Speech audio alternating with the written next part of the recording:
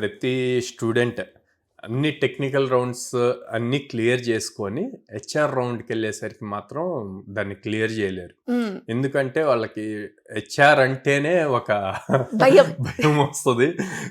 వాళ్ళు ఏమడిగినా simple question అడిగినా సరే పానిక్ అయిపోతుంటారు. ఆ భయంలో ఆ ఆన్సర్ వాళ్ళకి తెలిసి కూడా చెప్పలేరు అనమాట. బ్రెయిన్ వర్క్ అవుతుంది. సో దానివల్ల చాలా మిస్ అవుతూ ఉంటది.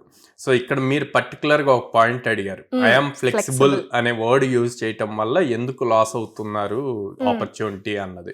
సో సింపుల్ అండి, ఎప్పుడైతే ఐఎమ్ ఫ్లెక్సిబుల్ అని చెప్తామో చెప్పినప్పుడు హెచ్ఆర్కి ఒకటే పాయింట్ ఉంటుంది, వీళ్ళు ఫ్లెక్సిబుల్ అని చెప్పాడు, ఫ్లెక్సిబుల్ అంటే దీనికి అసలు రోల్ క్లారిటీ లేదు, ఎంత శాలరీ వస్తుంది అన్నది తెలియదు, ఇలా ఏమీ తెలుసుకోకుండా రీసెర్చ్ చేయకుండా వచ్చాడు మన దగ్గరికి అన్న పాయింట్ ఒకటి వస్తుంది. వాళ్ళు ఏం థింక్ చేస్తారంటే మనం ఫ్లెక్సిబుల్ అని చెప్తే ఓకే ఫ్లెక్సిబుల్ అన్నాడు కాబట్టి దేనికైనా ఓకే చేస్తారు అని చెప్పి ఇచ్చేస్తారు జాబ్, ఆ జాబ్ వచ్చాక తర్వాత చూసుకుందాంలే అంటారు.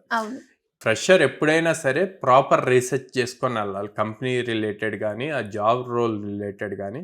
ఆ జాబ్ రోల్కి బయట మార్కెట్లో ఎంతవరకు ప్యాకేజ్ ఉంది అన్నది ఇంపార్టెంట్ అన్నమాట.